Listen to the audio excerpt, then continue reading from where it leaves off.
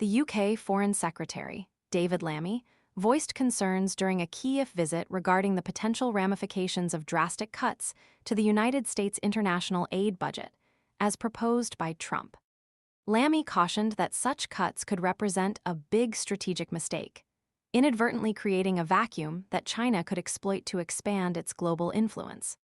He drew a parallel to the UK's own experience, citing the 2020 merger of the Department for International Development, ID, into the Foreign Office, a decision he characterized as a significant blow to Britain's soft power in developing nations and beyond. The lack of forethought and minimal preparation surrounding the ID merger, Lammy asserted, resulted in a considerable strategic setback that the UK has spent years rectifying. Lammy's warning is underscored by the current situation in Ukraine and the broader global landscape. Thousands of USAID employees have already been laid off, and numerous programs worldwide, including crucial initiatives in Ukraine, have been suspended due to a sweeping freeze on foreign aid imposed by the Trump administration. This freeze, slated to be followed by the consolidation of aid operations within the State Department, has been widely condemned as a significant foreign policy error. Aid agencies have issued dire warnings, highlighting the potential for escalating disease, famine, and conflict, given the U.S.'s substantial role in global humanitarian aid, contributing $4 out of every $10 spent globally. Security experts concur, suggesting that China is well-positioned to capitalize on this power vacuum. Lammy's interview with The Guardian emphasized the UK's regret over its handling of the ID merger, serving as a cautionary tale for the US. He stressed the importance of development as a crucial instrument of soft power, and expressed deep concern over the possibility of China filling the void left by reduced US aid. He urged US officials to carefully consider the negative consequences of the UK's actions as they navigate their own decision.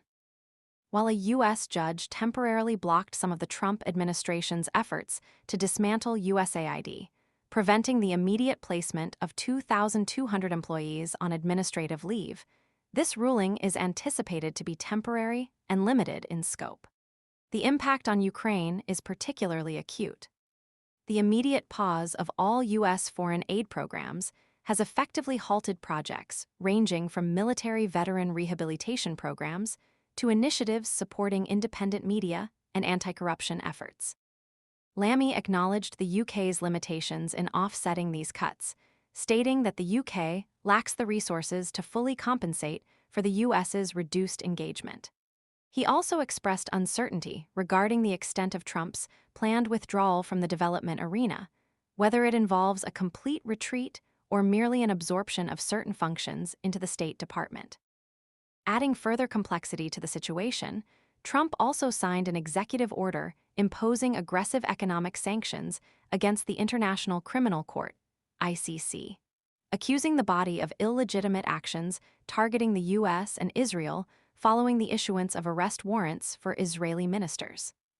Lammy's visit to Kyiv included meetings with President and other senior Ukrainian officials.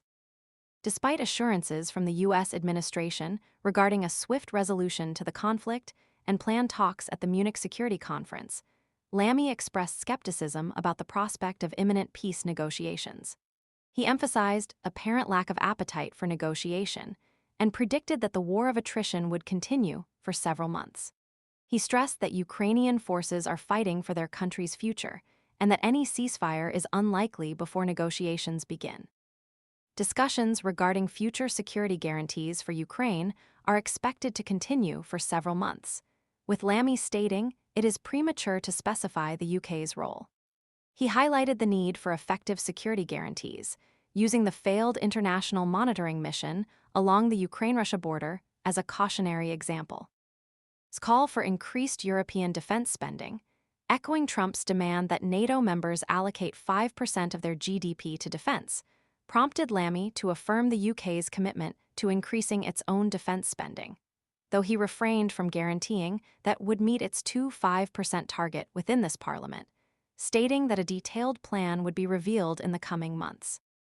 Despite its previous commitment to restoring the UK's role as a reliable development partner, the government announced further cuts to international aid in the autumn budget, acknowledging that a return to zero 7% of GDP in aid spending is unlikely before the next election. The challenges of international aid, geopolitical maneuvering, and the ongoing conflict in Ukraine paint a complex and uncertain picture for the near future.